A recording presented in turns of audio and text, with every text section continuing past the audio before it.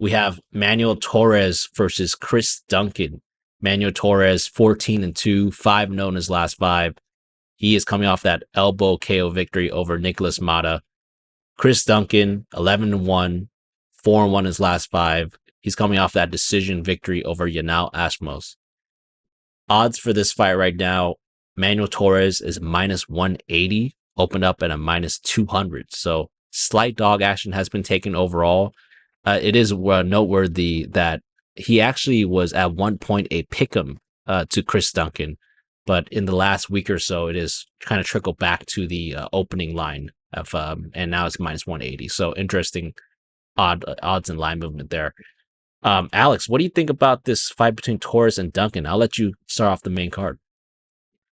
Yeah, so I'm not gonna lie, I kind of like Chris Duncan here in this fight as the underdog. I'm just not sold on Manuel Torres. I'm telling you right now, I really do believe that Manuel Torres is a heavy gasser. Yeah. Um, in his fight against Frank Camacho, he was beating the shit out of him.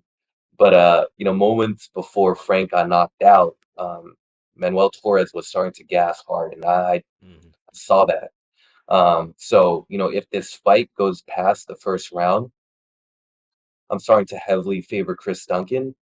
Um, if I'm Chris Duncan's coach, I'm telling him, avoid getting into striking exchanges with this guy.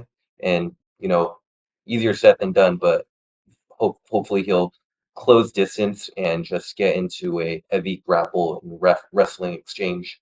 And so my pick here is going to be Duncan. Do you think that Duncan will be able to weather that storm for that round? That is like a main question.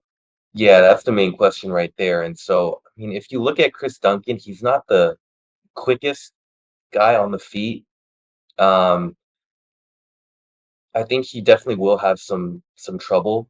But he fights out of a pretty good gym, I think. Yeah, I A- think a top 10. AT, Yeah. yeah. So I mean, those guys are really good, and so yeah. I mean, I trust that he'll utilize some wrestling, some of that Grant Dawson wrestling. So um, yeah, I like Chris Duncan here. For sure, for sure.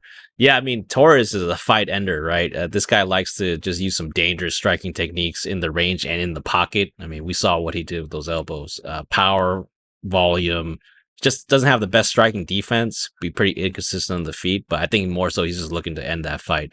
He has a good strength to him in the clinch, launch elbows and knees from there, has a style that is really just finish or getting finished. So far in the UFC, he has been getting the finish, so hats off to him. Um, Torres, the grappling, I mean, he does have 6 sub wins in his career, all in the first round, but just none in the UFC. And, maybe some of those were questionable opponents right there. He's shown some very little grappling in UFC, so he's really all kind of a striker, all offense kind of striker.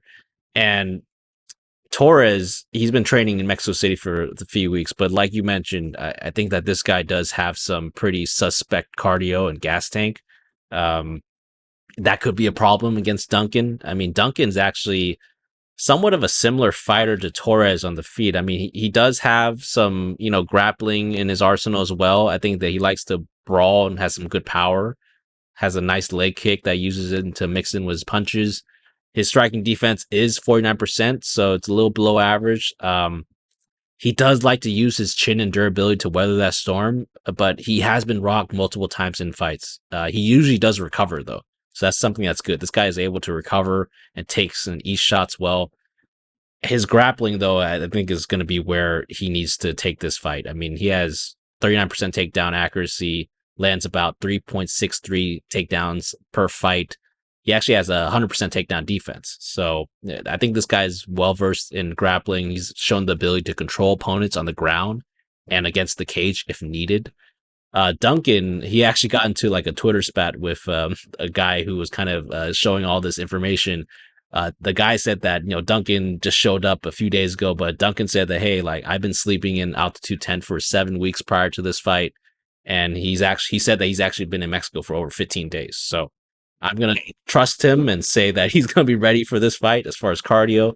Um, man, right now this is gonna be a tough one for me, but I will lean towards Torres just being able to catch Duncan in round one with something clean just to end the fight because I have seen Duncan just be caught before. And I feel like if he's getting caught by this crazy guy, it could be lights out. So right now, Torres via KO, but I'm staying away because if I think that Duncan is very live after round one, it could be a potential live bet opportunity because if he survives that brawl in round one, I think that he'll just be able to drown and implement his game plan against Torres because Torres is very unproven in the later rounds. We saw him gas out against Camacho, right? Like you mentioned. So I think that this could be a potential live bet play where Duncan, if he survives after round one, maybe a good kind of stab there to kind of put it as a dog.